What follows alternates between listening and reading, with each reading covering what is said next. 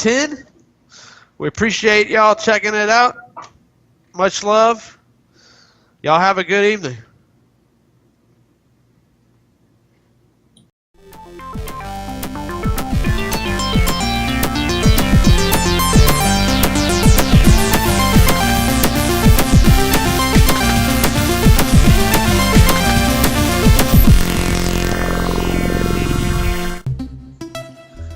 Go check out the horror, philosophy, and culture podcast, Scary Thoughts. Co-hosts Mark Cate and Chad Lott cover classic and auteur horror films, going deep while keeping the conversation light. To listen, go over to iTunes, Stitcher, YouTube, or wherever you like to receive your dark sermons from the cursed minds of the damned. All right, welcome everybody to Comically Gaming, episode 110. Ooh. The weekly talk show in which we discuss our obsessions and this week's news around them. As you can see, this week we're a little light. We're missing 2 people. One might be dead, and the other one's Summer in Florida. vacation. Against Comic and Culture Production. Catch every episode Tuesday, and please consider supporting us at patreon.com/GCandC. You can help us all improve our content for as little as $1 per month.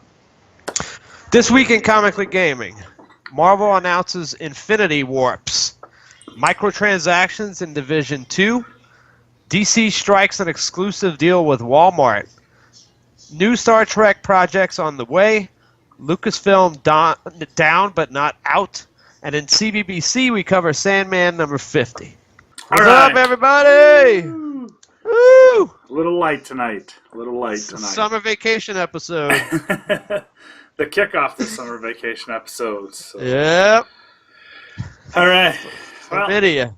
How was your week, Jeff? My week was fast, super fast. I didn't get to do a lot of shit that I wanted to do because I was scrambling for deadlines for homework. But I did manage to do a few things. I played a little bit of World of Warcraft. We're getting ready to launch. They're getting ready to launch a new expansion. Come up here in August. And Battle for Azeroth. It's supposed to bring back like World PvP, increases the level cap by 10 again. So now your max level will be 120. So just I've never played WoW. Oh. Believe it or not. You might like it. There's a lot of... It's such a big game because it's been around for over 15 years that... Yeah. The amount of content that's in there... Yeah. It's just mind-boggling how big it is. But they've made it really easy. They've made it really easy to be a new player and jump in. Hey, speaking of, my friend Tiny, the one that was trying to get in the guild on Neverwinter, he's at 70. Damn. Right? I haven't logged into that in forever. Yeah, so, I mean, I don't know how that would affect him being in our guild, but... It wouldn't. Okay. It's just another member. So then I picked up Xenoblade Chronicles 2 for my Switch. Yep. And I was playing around with that. Got about an hour into it. It's always interesting how the Japanese interpret English into their storyline. Right. Because the response... that goes back a long time. The responses to some of the chat dialogue is meh. But the way they use it, I'm like, wait, that doesn't make any sense. How you just use that word? That would throw me off. And then I was thinking of you when I said it, like, meh. I'm like, what? Oh, man. It's always fun. It's interesting. I hope the combat gets more interactive, because right now it just auto attacks, and you just stand there and swing. That's all you do. And you have like a couple of special abilities that you wait to try and do, but I don't know. It's funny. We'll see. All the actors have like this Scottish or British accent. It's really I shall take you out, sir. It's just funny. It's right up Corey's alley, though. It looks great. I mean, visually it looks awesome. Even on the screen on the Switch, It Yeah. looks really good. I haven't played it on the TV yet.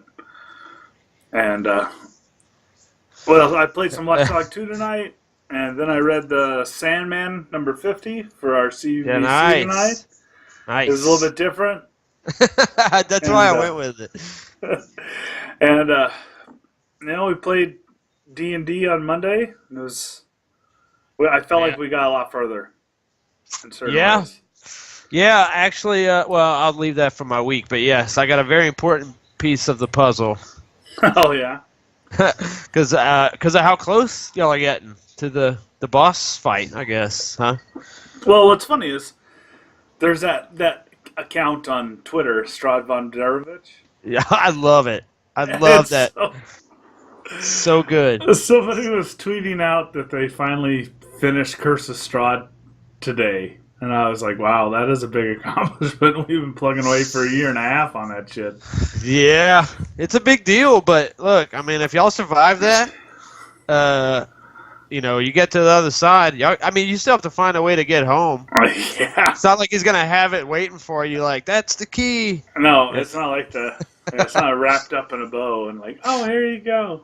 Right. Thank you for saving me, Mario.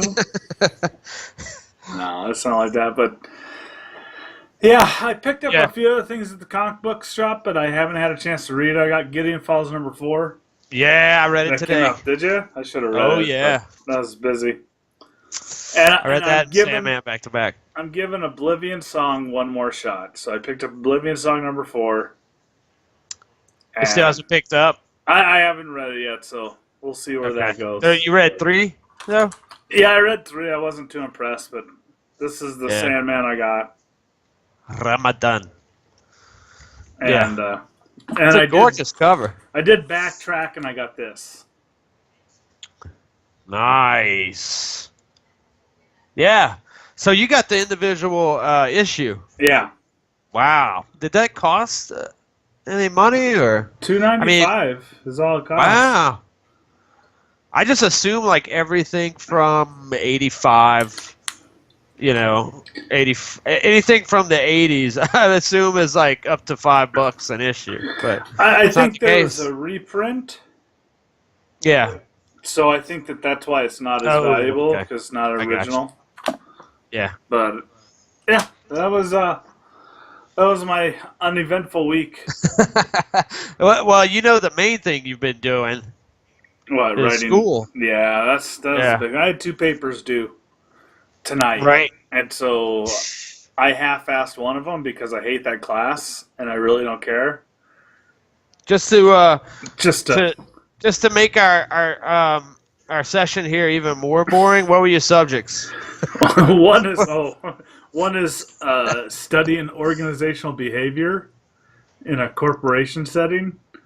Yeah. And the other one's managing quality. So it's all about quality control. Yeah. And the different practices with quality control.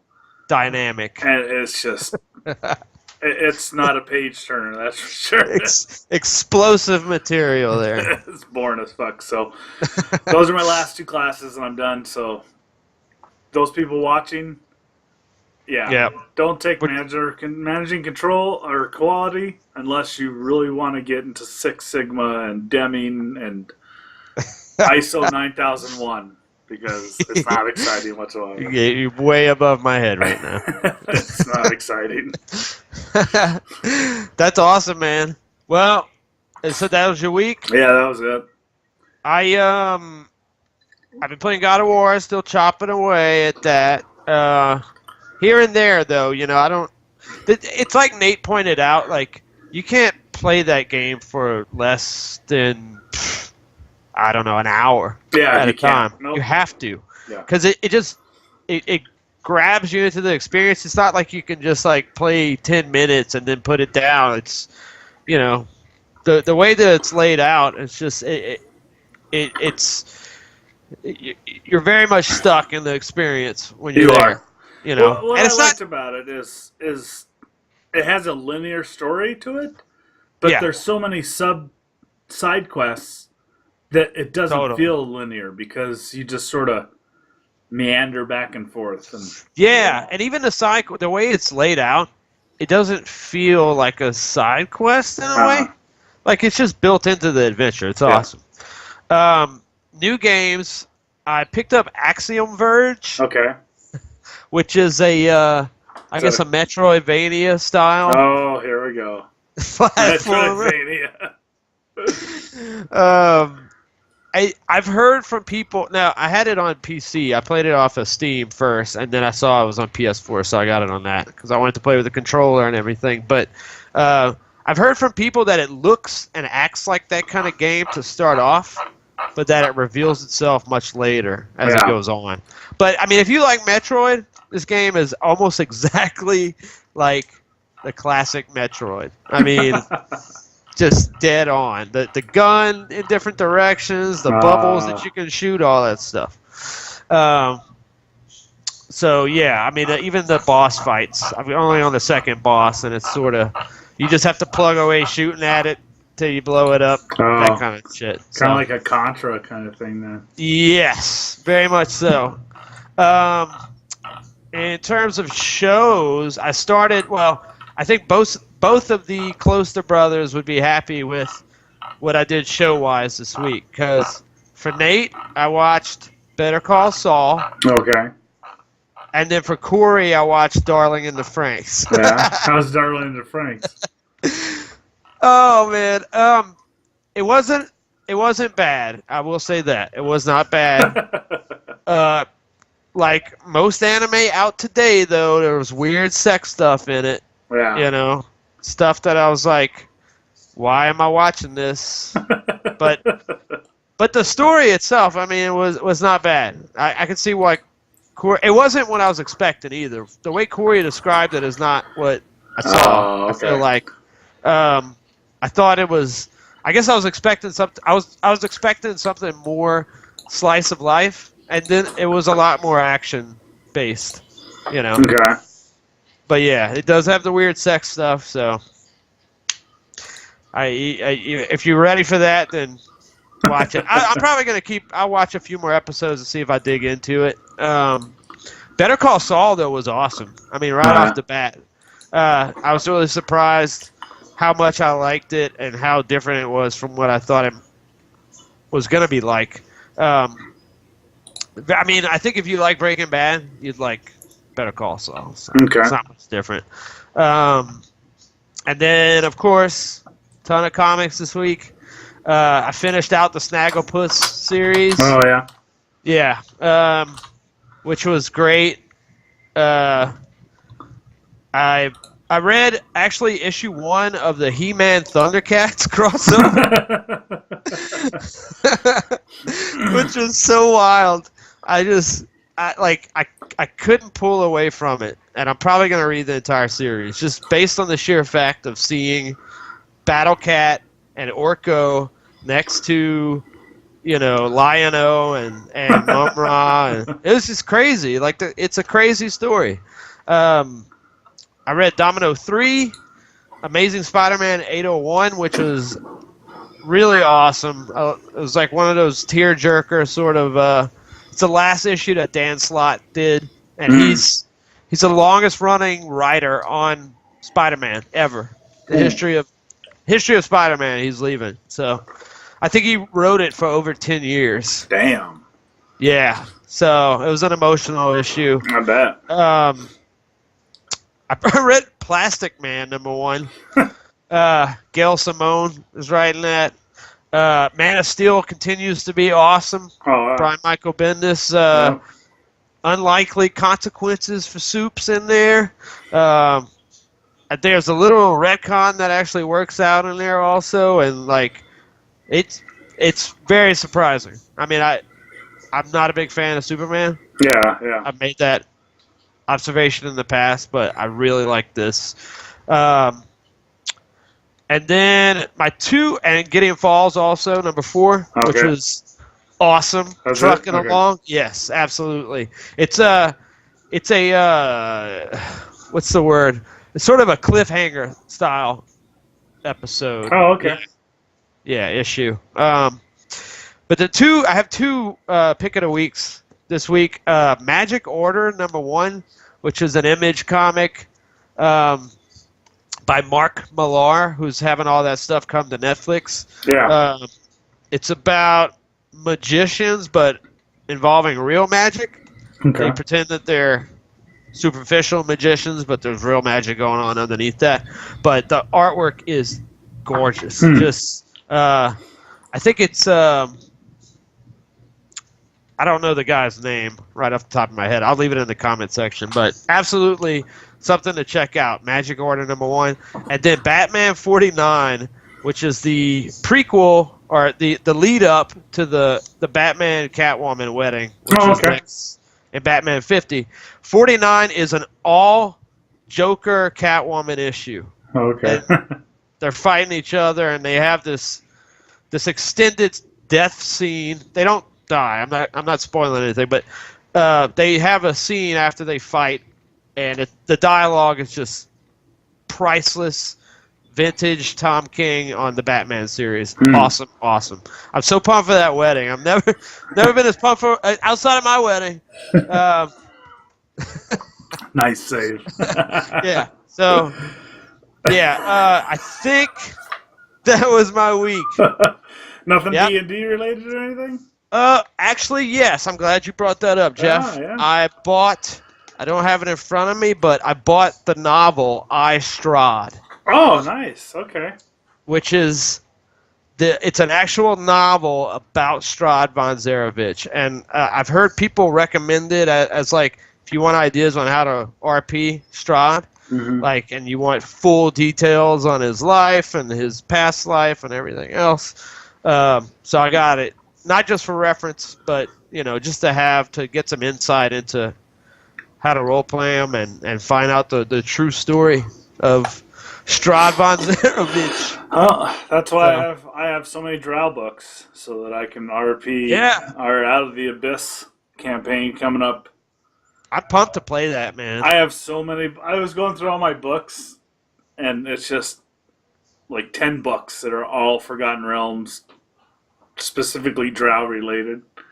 Oh, it's gonna be. Yeah, they have a Drow of the Underdark. Yeah, I have that book. Yeah, you have it. Mm-hmm. They have the PDF version for like $4, I think. The PDF. Yeah, I showed it a couple of times that I have it. Yeah, I think. I have the hardcover right there. Yep. Oh God, I need to get it. They have it for $15. They have the hardcover for $15. I bought it for $10. There you go. Yeah, you got it at that comic book show. Yeah, comic book show. Yep. Hey, I forgot awesome. that I've been burning through episodes of Arrow. I'm almost Where at the you end at of on season, that? almost at the end of season 5. Season 5? Yeah, so nice. He's in lock with Prometheus. That's a lot of show. It is a lot of show. I see how I saw what other people said how he got way too moody and reflecting on himself. Yeah. And so I'm waiting to see what 6 is, because 6 is now out. Season 6 is now out on Netflix. But nice. They have to do a full 23 episodes, so they have to put a lot of filler in. Crazy. That's a lot, man. Is it still going? Yeah. Wow. As far as I know, it's still going. Season 7 will be starting in the fall. Well, that's crazy town. It is crazy town.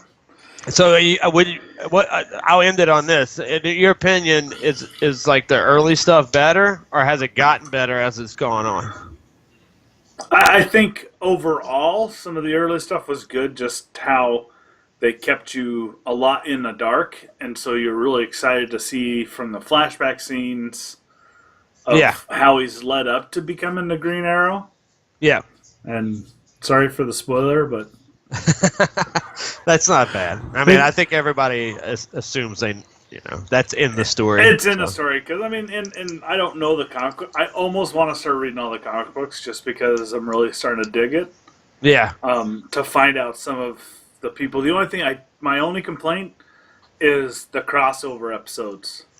Yeah, Flash, Arrowverse, Flash, and Legends of DC. Yeah. Legends of Tomorrow. Right? Legends of Tomorrow. Yep. Yeah. Because if you don't watch those, you all of a sudden hit this episode that's like out of nowhere, and you're like, what in the fuck is going on? Yeah. And they did one in season 5 where it was crossover with The Flash and Supergirl.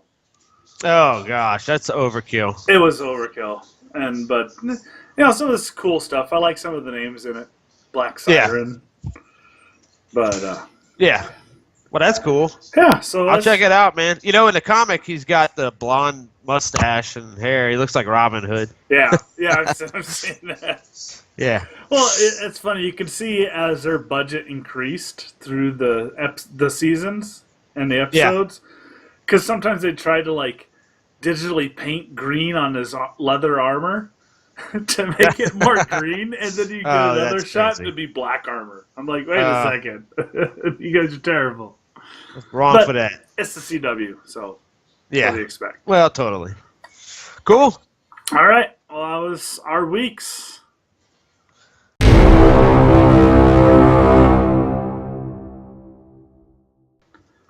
Loser of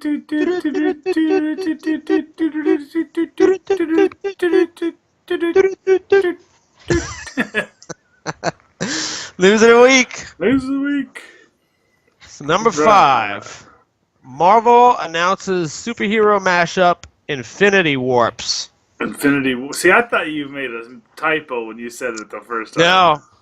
So right now, Infinity Wars is actually going on. So this is going to be coming from that series. And what it is they're taking their most, well, I don't know the story behind it, but they shot out some images. I think Humberto Ramos is the guy that drew and designed these, and they're fantastic. I'd encourage anybody to Google it and check out the ones that they've released thus far. But they've got Iron Hammer, which is a combination of Iron Man and Thor, which is sick. Soldier Supreme, which is Captain America and Doctor Strange. And then my favorite of the bunch that I've seen is Ghost Panther, which is Ghost Rider and Black Panther. Like, wow, that'd be cool. Yeah, dude. I'm going to show you that picture after we're done here, because, I mean, it's just like, it just writes itself at that point. Wow. It's just fantastic. So, yeah. Throw it up and I can post it in the video too later in post. I fix it in post. Cool. That'd be awesome. So they are taking like their best. 2 of my favorite writers from Marvel are doing it. Al Ewing and Jerry Duggan are doing it. So I think they start arriving in September of this year. So nice. Check those out. Sweet. Yep. Number 4. Ubisoft confirms Division 2 will have microtransactions. Now, you wanted to speak on this. Yeah, well, so did they confirm did they confirm that the microtransactions are they going to be purely cosmetic or enhanced? Because I mean, I said this when the story first came out that it felt like somebody was trying to just create a real like flashy headline to get people all in an uproar about microtransactions because of the fallout from Battlefront 2 and EA. Yeah. But if anyone that plays any Ubisoft game knows that Division 1 had microtransactions in the form of cosmetics where you could buy a stupid hat or, something like that. And then they have the Ubisoft Club where based on the achievements you get or challenges you do in Ubisoft games, you get these coins and you can actually get weapons that will help you out starting out in games. Like when I started Assassin's Creed Origins, I could unlock certain weapons that had better stats for a new player just to give you a leg up in it. But there's not really PvP in some of the games. So I still think that the way they broke this story was to try and get people all in an uproar about going the Battlefront 2 way, where you would give people advantage and pay to win in the PvP areas of Division. I got you. Yeah. So, I mean, the microtransactions are cosmetic. I really don't care. I think that it's not a big deal. I mean, the problem that I have with microtransactions is strictly when it's used for an advantage. Yeah. For advantageous purposes. If it's cosmetic, I just don't, wow, you get to have purple armor. Good for you. I don't know. Yeah. What? and you get a hat that has the poo emoji on it, and you're like, oh, look at me. Right. I'm Mr. Pooh. Right. So, cool. I mean, Yeah. other games have had microtransactions where they tried to do almost a play to win would be Eve tried it. They still do it. They have microtransactions in game where you can buy like skill injectors that gives you skill points you can spend towards higher training, and so you can spend a shitload of money and be able to fly like the capital ships in the game. Yeah. But in that game, it's more about experience and knowing how to play rather than having flashy weapons and shields and shit like that and big ships. Because I've seen the lowest ship just destroy people because they knew how to play. So I think they're just trying to cause some buzz against Division 2. Also, like you said, that headline is just it's clickbait. I mean, the websites are putting it out, and clearly, if it's cosmetic, it's not as big of an issue. But they made it seem like, oh my god, it's coming back. I'm disappointed. Blah blah blah. But I just think, I mean, the source of the article, you could kind of tell that it was one of those clickbaity ones, because I'm sure that I didn't look at it, but IGN probably has already reported on it. But they didn't make it as big a deal. They just sort of added it as part of their overall reporting for that show, for that game. Right. Yep. So. Agreed. Okay. Number 3, DC to launch 100-page giant comics exclusive to Walmart. And that's Walmart in the U.S. Will include Bendis' take on Batman. And also, after reading it, it's going to include Tom King doing Superman. So they're switching their books just for this line. This is a bizarre story. I mean, it is kind of weird. It's very weird because of the size to me of the comic. Yeah, 100 pages. I can understand if it was a one-off, but these are monthly books. Like, that's a lot of content to produce. I don't know. That seems crazy to me. I don't know. Yeah. It's almost like, because I remember when we were talking to Matt Megacy from Mutiny Comics and how we reminisced about how comic books used to be sold in grocery stores. Yes. And that slowly went away. So is this like Walmart trying to jump a little bit into the cash cow to get people that frequent Walmart to start being able to buy comic books? Could be. And find There's got to be some reason there. Yeah, to see if they could relaunch having a comic book rack within their store. I think you see. I mean, there's a huge toy section, right? In Walmart already, massive. And I mean, you go there anytime, you'll see kids playing with toys in the aisle. Or setting off fireworks. Yeah. Putting comic books right next to that, I think. I don't know why it went away even, because I remember when I was a kid, I'd buy the comic book packs with the cellophane that had like a 3-pack. Yeah. Or you'd get they started selling like a whole storyline. Yeah. So, to me, that was fantastic because then I wouldn't have to buy the comics separately. Like if they just put the crossover in the set wrapped together, that was awesome to me. You could just get the story all at once. But I like this idea. It just seems kind of weird that it's pages. this big. 100 pages. Yeah, that's just a lot of space to fill, and they're doing 4. They're starting off with 4 books, so they're gonna have Superman, Batman, Justice League, and Teen Titans, and then I think the feature in Justice League is gonna be on Wonder Woman, but Bendis and King, I believe, are both writing for at least a year. Wow. Which is another crazy thing. Well, and they picked two major superheroes. Batman and Superman are famous, world famous. I mean, Yep. you can go to any country in the world and you'll see some sort of representation of Superman, Batman, and Wonder Woman.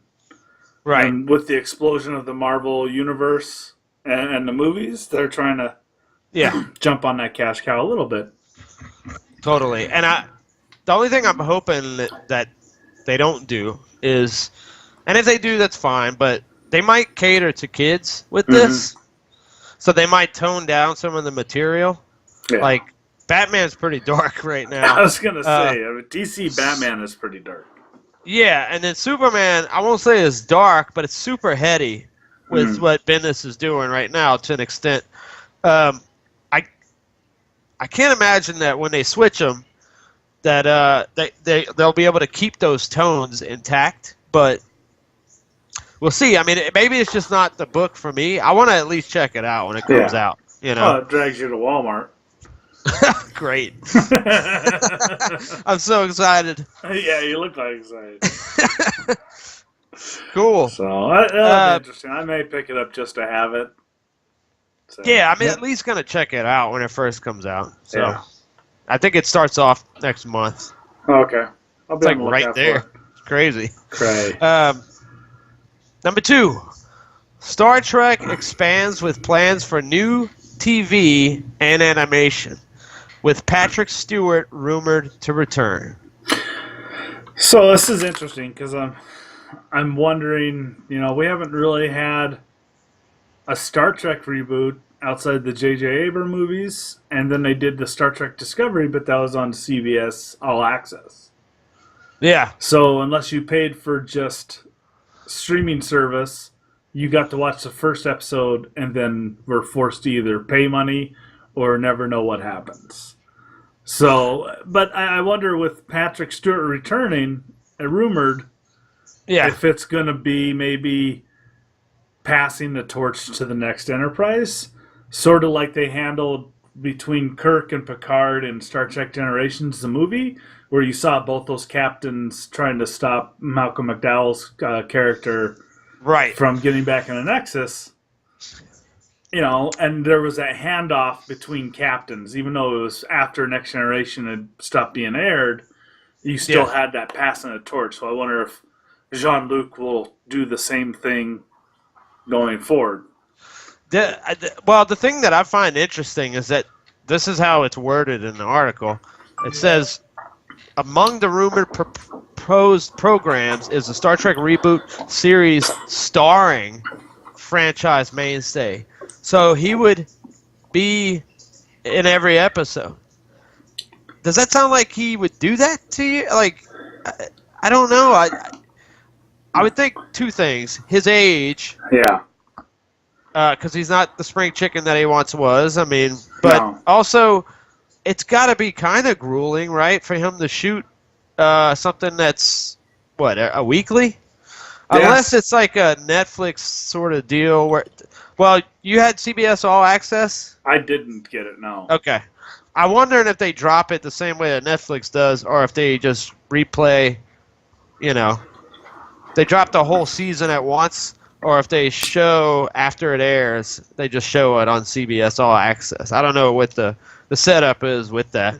Well, I don't know. Did they even mention the broadcast channel the network that was going to bring it? They just said it's CBS. Oh, is it? Yeah. I bet you that it's a crossover with that Star Trek Discovery. Oh, yeah, what I have for a sure. Feeling, yep. But they're going all full throttle. It's not just this show. They're talking about having animation and a mini-series in addition to a new series. Oh, wow. So they're going they're just throwing it all on that. That's going to be they're going... That's their selling point. They want to. I think they want CBS All Access to be to have Star Trek as the focus of their service. It's not enough to get me to buy their service. Right. If I didn't work for the company I work for today, I was thinking about it. I would probably only subscribe to probably Netflix, CBS All Access, and that would be my TV. Yeah. Because there's shit on. There's nothing on cable networks anymore. There really isn't. Right. There's so much shit. I mean, if we could somehow do a Wayne's World episode of Comically Gaming, we could get on cable and people would be like, "Woo, look at that."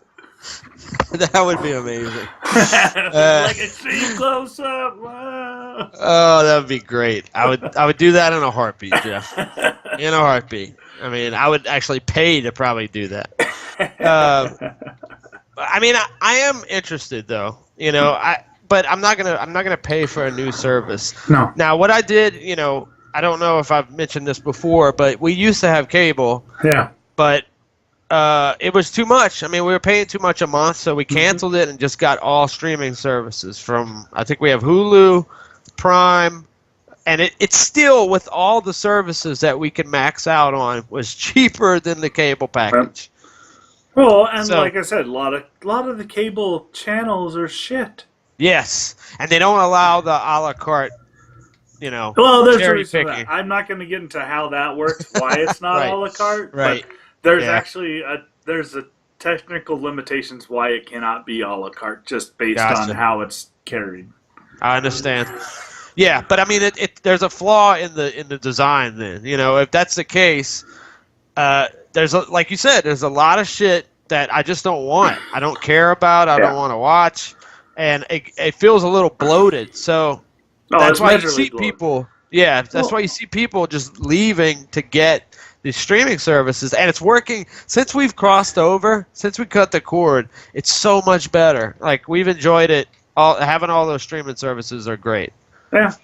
Well, but you CBS, don't have to I don't worry know. about like keeping up with the Kardashians or fucking Ozzy or Big Brother or the shit that's on some of these channels. I'm like, dude, do we really need a 24-hour Catholic network channel? No. I'm getting nauseated just talking about this. All right. Moving on to the number one. Number one. Drum roll, please. Lucasfilm, quote-unquote, licking their wounds, but not halting Star Wars development. Well, there was a lot of backlash with Solo. Contrary to the earlier report that we had this week of them halting everything. Yeah, right? I think that as poorly as Solo did,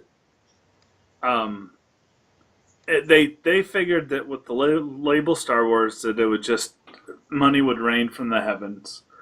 And Solo was a good movie. Don't get me wrong, Solo was a good movie. Oversaturation. But oversaturation, it was the third big movie to come out within a month's span, and bad timing. Moviegoers are tired. They're like, "Fuck, no more."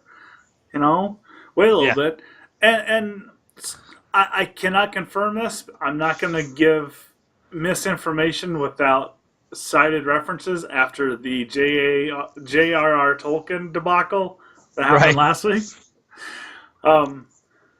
But supposedly I heard a lot of internet nerds are pissed off with Kathleen Kennedy. And that's why there was a huge boycott against Solo. Zach from our group is... Was it? Okay. Oh, he hates her. Yeah, and there's a lot of, hate towards her.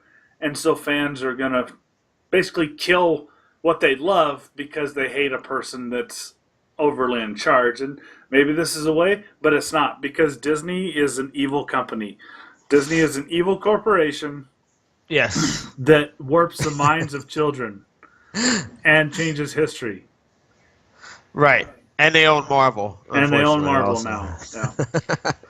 And they might own Fox. Yes. Yeah. Totally. So one thing I noticed when they mentioned this, the Boba Fett spinoff came up, and I don't. Basically, this is what they're assuming. They're saying that if a character as big as Solo didn't do well, then what hope is there for Boba Fett? But I think it's a terrible way to look at it. It is a terrible way, and because there's so much. That's the reason I think Solo did as bad as it did. Besides the timing, because he was as big as he was in the Star Wars universe, people want something new, different. They want some of the filler filled in with characters they kind of know but aren't totally familiar with. Yeah. I just think there's so many characters they could fill out and flesh out that you should stay away from the tentpole major characters and get some of these other guys filled in. Well, I think that The Last Jedi was a big turning point for fans because it wasn't what they expected. It wasn't how they expected the story to go. It was completely derailed to a different point of view, and I think a lot of people are still licking their wounds from that shock. I love the movie, but it's still, it was almost like, are you really ready for this? These turning points, are you ready for this? And so I think that, in order to move forward and bring something new, they have to kill the Skywalker line. They need to. Yeah. It's been 8 movies. Yeah. There's so much you can bleed out of it. And what are you going to do with Leia? Because Carrie Fisher is dead. Right. Luke is dead. Han Solo was killed off. So it's like, yeah, you know what? This JJ now has like Humpty Dumpty in his hands, and he's got to try and fucking put that shit together and make it somewhat, because if it sucks, I know. It's going to be bad. It's going to be really bad if it is bad. It is. And people will lose faith in Star Wars, and it won't be what it was. Yeah, no, totally. I mean, look, again, to bring up Zach, he loves the original films. Mm-hmm. I think he didn't hate the prequels as much as other people did, but he was disappointed. He was okay with Force Awakens, but he's like, for him, Last Jedi and Solo were just unforgivable. But that's not my opinion because I haven't seen. But for him, and he traces it back to Kathleen Kennedy. He swears that if that's correct or not, I don't know. Oh, there's a lot of hate, and some of it I think is fueled by the polarizing politics today with making Rey a heroine. Yeah, if you'd have made this 10 years ago, there wouldn't have been an issue. No. None of those political discussions would have come out of that. It would have just been a film with, But now everything is tinged by that and colored and infected, so that you can't even enjoy a movie without somebody trying to pull something in that some political maybe necessarily wasn't there before. Well, I mean, movies have always have political agendas behind them. Right. They always have. You look at, back with Invasion of the Body Snatchers. Which is a great film. When you see the original one in black and white, what the political undertones in that movie was during the times of McCarthyism. Yeah. And so it was this whole Red Scare, Russian, are you communist? And that was the undertones of that movie. So Snagglepuss. We've always had these movie producers always throw political undertones into the movies. Totally. But now, because everyone has a voice, an anonymous voice on the internet, they just spew hate. And Kathleen Kennedy, I mean, I will say this also with regards to that, is that and this is personally speaking, I don't have an issue with politics in film, and I think it's indelible. It's part of the thing, whether you want it to be or not. Yes. Now, do I like to be clubbed over the head with politics to the point that the story is submerged and isn't very clear? Absolutely not. Nope. I like it to be nuanced. And if it's going to be there, it seems like to me it's got to be there for a reason, and it's got to emote the story and push it forward even more. It can't just be an empty political statement. Yeah, it has which I think some of that happens, but like Spike Lee's Do the Right Thing. Right, that had a lot of political but more cultural undertones to it. Oh, it was awesome. And it was an awesome flick. Totally. I'll end it on this quote. I guess there was an exec that said, and he's referring to Lucasfilm, they were developing anything and everything. It was a case of them stuffing so much sausage and not trying to break the casing. Yeah, that is a great analogy. Yep. That's what we said with Cash Cow. So Star Wars pork for you.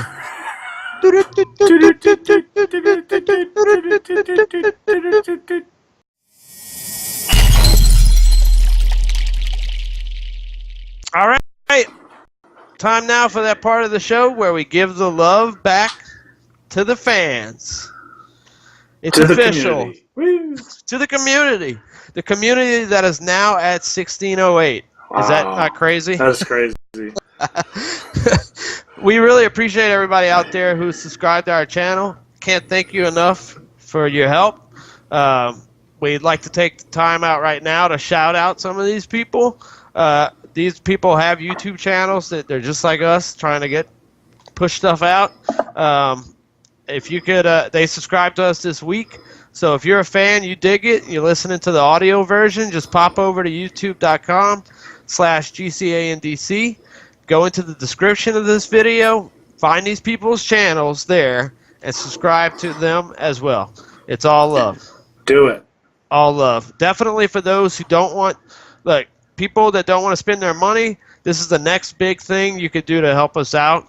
Just punch up that subscribe button, get your friends, your mom, your brother, whoever, in on the action as well. So that would help us out, help these people out. This week, I got Kay Linda, Miss Kathy and Jesse, Wolfzilla 99Z, GC, Shadow Demon 13, Vlog for Your Dog, Two Guys So Much Nerdum, Harry Taco, Narrowmatic. I got Peter Paul's, Deadeye G337, Project Underground, Zychromial HD, Defy by Default, hashtag Warpig on YouTube, or hashtag Warpig on YT, and Tyler McD65COD. We thank you all for subscribing to us. Yeah, so now we come to our cherished, hallowed portion of the show where we choose a name of the week. Name of the week. Oh my gosh, dude. Not based on content, purely on the names we like, but it's a prize title you can wear proudly if chosen. So I can't pick who I want to be. So I think I'm going to pick Vlog for Your Dog. I have to agree. Vlog for Your Dog is awesome. So, Vlog for Your Dog. Harry Taco was close, but I went with the dog because. Vlog for Your Dog. You are the name of the week. You are the name of the week. Wear it well, chosen one. That's awesome, dude. I think that would have been a unanimous vote if the other two Yahoos had been here. Also, we have a new member on Facebook, on our Facebook group, Games, Comics, and Culture. You can find us there on Facebook. And actually, this person was Name of the Week last week in episode 109. All right. Patsy Houlihan. Ooh, all right, welcome Patsy. to our Facebook, yeah. Nice. There's crossover potential. It is crossover. And as always, we also do have a Discord channel out there, Discord, GCandC. And tonight on Sunday Night Streams, I'd like to give a shout out to Cryo Gaming and Jake Garcia. Thanks for stopping, y'all. Yep, appreciate it. That was awesome. I know that I died a lot and got shot by the cops, but I think awesome. Cryo was actually walking around. Yeah, he said watching the show. Yeah. Watching the stream. That was awesome. That is so yeah, awesome. For everybody out there, check us out online for our show updates and recaps, along with our writings and ramblings that we produce throughout the year at patreon.com/GCandC. Yep, and you can always find us and follow us on Twitter at GCandC. And thank you, Fred Thomas, for the opening music, and Xee Reiter for our logo. And welcome back from vacation, Xee. Stay tuned next. We're going to be covering our comic book club, which is The Sandman number 50. 50, that's it. 50. And then next week, we'll be doing, for episode 111, we'll be covering Saga of the Swamp Thing number 21. Yeah, so peace. So if you haven't read Sandman, go ahead and stop it here. Go find it, go read it. It's really interesting.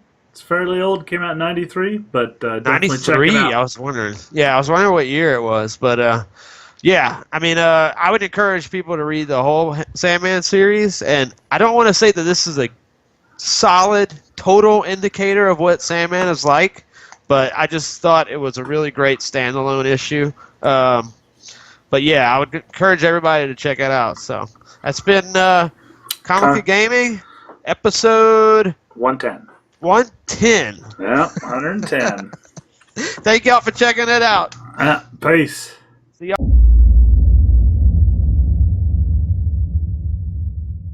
Welcome, everybody, back to our comic book club of the week. This episode, we're covering The Sandman number 50 from, as Jeff pointed out earlier, 1993. Mm-hmm. It's written by Neil Gaiman. I think art is Craig P. Russell or P. Craig Russell. Yeah, P. Craig Russell artwork. Yeah. So just a brief summary on it.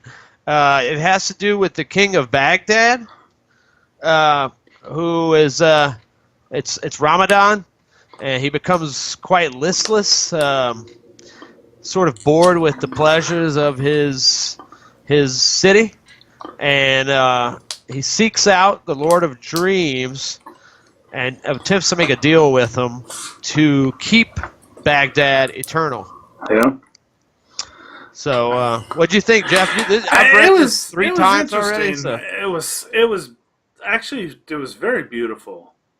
The lettering, the artwork is stunning. The lettering that they picked for it was just amazing, and it was. You think at first it was a lot of words, but it was really well done, and just the artwork, even though the one I have, the pages are a little yellow, but it was still just beautifully done. I thought it was interesting. Like I said, it had a really Arabian Nights kind of feel to it. Yeah. And I thought it was interesting that it came out in 93 because that was, only a couple of years after Desert Storm. Right. And everything that befell Baghdad. So I thought it was interesting that, after the king makes that deal with the guy, the King Morpheus, of Dreams, God of Dreams, yeah, the God of Dreams, that the cutscene at the end of the book is a bombed out Baghdad. Right. That the choices he made centuries ago has just transcended time and just put that city to ruin. But it was kind of interesting because of the time period of when this was written. Yes. And what it actually was recently, what had happened recently in the Gulf with Kuwait and in Iraq and Saddam Hussein and all that. Yeah. Yeah, I didn't even pick up on that until I read it this time. When I first read it in 93. I was actually reading Sandman at the time when it came out. And I picked up on the mythology of the Arabian Nights references, but I wasn't at that time conscious of the I don't want to say political, but the landscape of Baghdad in modern times, in the 90s. Well, it was political. It was very much political. Yeah, but you notice what, like we stated earlier, it was more nuanced this time. It wasn't clubbing you over the head with it. No, it wasn't. He just basically wrote a story in that setting. Well, and he got you immersed in it. That's why, like I said, I got the Arabian Nights feel to it, and I don't know if Neil Gaiman wrote it to be more pro Middle Eastern, to draw sympathies, because if you look at a lot of the books and stuff that came from that time period, they've always labeled people from the Middle East as the bad guy. It's always the terrorist. It's always Right. always in a negative light. And this shows, at one point, Baghdad was one of the meccas of Persian the Empire, world. Yeah, right. the Persian Empire. Center of the exactly. universe. Yeah. Yeah. So Yeah. I loved it. I just I love the writing. A lot of information. Very Arabian Nights. Yes. No, and Neil Gaiman has a way, and he does this frequently in Sandman, of adopting a mythology and inserting his own addition to it. Mm-hmm. So he'll, this issue is a standalone, so it doesn't connect to the series at all, outside of Morpheus, who is Sandman, the god of dreams, being in this issue. Everything else, there are no other characters that leak into anything else in the story or whatever. But the theme of taking a mythological setting and writing a story within it and contributing to that, he does frequently throughout the series. So in the series, you get Greek mythology, Roman, Norse, Irish, everything is thrown in there just for him to use. And you see some of this in American Gods. Yeah, I was going to say that. I've read does a few that. of those, yeah. Yeah, he does that a lot. But he kicked that off. His big initial jump into the pool where he uses that technique was definitely in Sandman. Was it? Okay. And up until Saga, Sandman was, for the longest time, my favorite series of all time. I mean, hands down. It's still up there. I mean, it's not like Saga's stepping all over it. I mean, they're sort of neck and neck. Just because I think if you are really into the old stories and mythology, it would definitely appeal to you as a reader. I mean, he references it so much that, yeah, it's a gorgeous story. And particularly with this one, the artwork, for it to be in 1993, you see, now it's not as impressive of a feat if it was today because Digital. of the access, the computer. Yeah, all the access with computer stuff. In 93, to pull that off is just, I don't know how long they worked on that issue, but that letterer just killed it. Yeah, oh yeah. Dude, the lettering, I almost think that if I'm looking at the cover just because it's got gold leaf, I don't know how well it translates. Yeah. But, I'm thinking, because there's talk that they're not teaching cursive in schools. And that lettering was very reminiscent to calligraphy, sort of like cursive. It's almost like, would kids be able to read it today? Read that style? Yeah. Because they can't read the Constitution unless it's digital. Right? It's hard enough to read it just as on. But, right. yeah, I'm glad that we picked this one. You picked this one because it is interesting. I'm surprised that there wasn't more flack for it when it came out.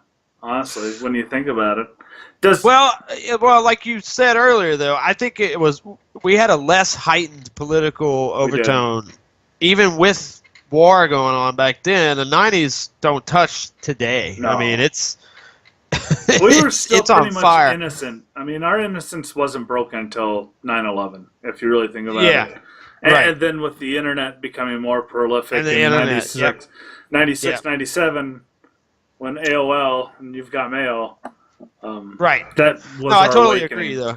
Yeah, it's sort of I mean, he was able to do. Also, the series was, I don't want to say it was controversial, but Sandman was one of the first books. First of all, it was one of the first books to win a literary award, I think, for a comic book. But also, it was that first big step away from, or not the first, but close.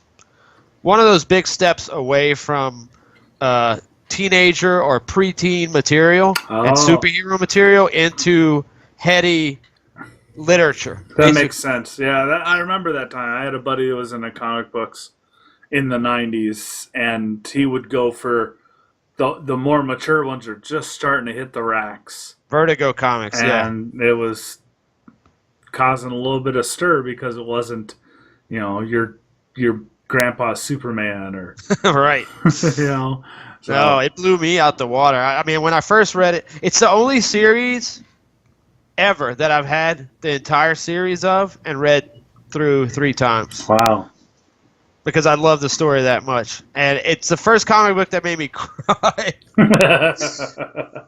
Totally weeped up. I mean, I've done it since then at other stories, but that was the first one that really had an emotional, like, wallop on me.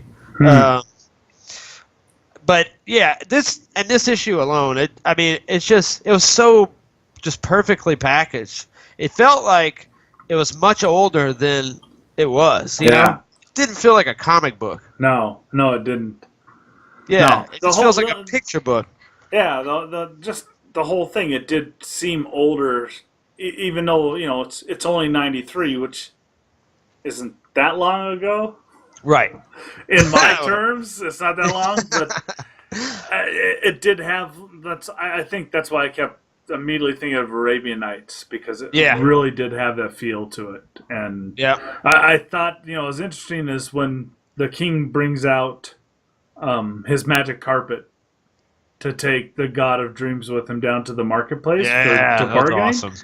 Yeah. If you look at that carpet, that was almost a precursor to what was going to happen, because it looked frail and it was raggedy. And it's at the end. It's and there. It's at the end, yeah. And so I think the symbolism of the carpet shows the fragility of egos in a way. Yeah. Now I'm getting scary thoughts kind of thing going on there. Well, I was going to say, you said you were surprised it wasn't more controversial. The part that was controversial to me that probably would set alarm bells off now was the section about him having boys. Oh, yeah. At the beginning, I was like, oh, like today, that might not fly over as smoothly as it did back then, you know? Especially the way he described him. Right. It was like, oh. Yeah. Yeah, I remember that. Yeah. Yeah, but, man, I mean, he just, you know, I got, if there's one thing that I could recommend to anybody that's looking to read comic books, I'm picking Sandman all day, every day. Just because if you're a fan of those big stories and mythology in general, I mean, it's absolutely a must read. And I think 50 sort of illustrates why. You know, you can see, at least you get some sort of an idea of what it's like, you know. So, that's it. All right.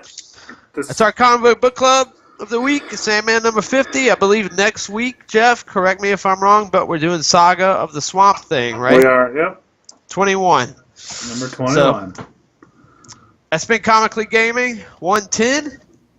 We appreciate y'all checking it out. Much love. Y'all have a good evening.